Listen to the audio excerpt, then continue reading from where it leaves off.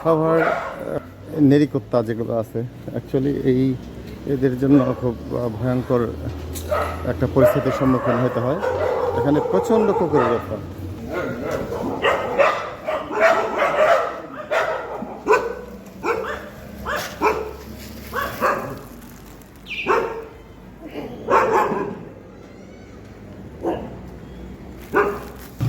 এমনকি গ্রামে গঞ্জের যে সকল রাস্তাঘাট আছে সেসব জায়গাতেও এই কুকুরের উৎপাত এতটা বৃদ্ধি পাচ্ছে বা এতটা ভয়ে থাকতে হয় আমাদের সাধারণ মানুষ যারা তাদেরকে।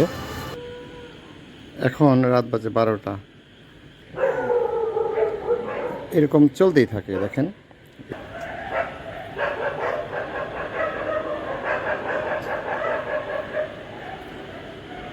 সাভারের প্রতিটা পাড়া মহল্লায় রাত যত গভীর হয় কুকুরের অত্যাচার এভাবে বাড়তেই থাকে। আশা করি এই জিনিসটাকে ছোট করে খাটো করে দেখার কোনো সুযোগ নেই। যারা প্রশাসনে আছেন বা এই সকল ডিপার্টমেন্টগুলো দেখেন তাদেরকে এই ব্যাপারে কী পদক্ষেপ নেওয়া যায় এই ব্যাপারে সতর্ক হওয়ার জন্য অনুরোধ জানাবো। কোনো একটা দুর্ঘটনা হলে তারপর আমরা সকলেই সজাগ হই, কিন্তু দুর্ঘটনা ঘটার আগেই যেন আমরা এই ব্যাপারে সতর্ক হয়ে কুকুরগুলোকে কেউ কন্ট্রোল করা যায় সে ব্যাপারে যথাযথ কর্তৃপক্ষ ব্যবস্থা নেবেন। প্রতিনিয়ত একটা রিস্কের মধ্যে জীবন অতিবাহিত করতে হয়।